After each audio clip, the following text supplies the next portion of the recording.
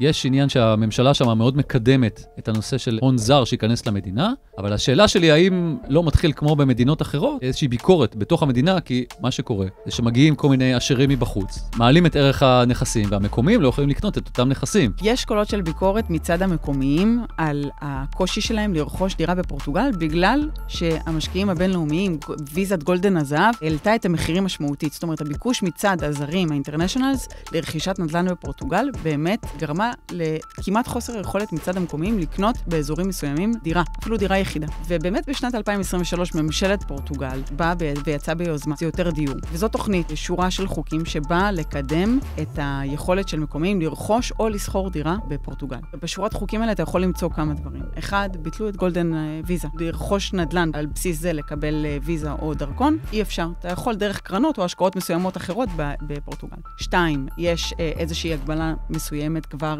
על שכירויות. אי אפשר לעלות כמה שאתה רוצה את השכירות משנה לשנה בתור בעל דירה. תמריצים, היום מקומי מקבל 100% מימון לרכישת דירה בפורטוגל. מקומי, היום, שרוכש דירה למגורים, לא ישלם מס רכישה, שנע בין 5-7%, שזה עשרות אלפי יורו, וזה מאוד מאוד משמעותי, וזה עד דירה של 350,000 יורו. דירה של 350,000 יורו, בפורטו אתה רוכש באזור מצוין, דירה בסדר גודל מצוין למשפחה, וזה, אני יכולה להגיד לך כיזמית נדל"ן היום, בפרויקט האחרון שלנו, 78 דירות באזור מצוין בפורטו, במטוזיניוש, אזור למגורים, 50% מהרוכשים היו פורטוגזים. וזה נתון משמח, זה נתון שגורם לך להאמין שבאמת, אוקיי, השורת חוקים החדשה היא יותר תמריצית מאשר רגולטורית, שזה עוד יותר נותן דלק לתחרות, וזה מצוין גם למשקיעים הישראלים למעשה.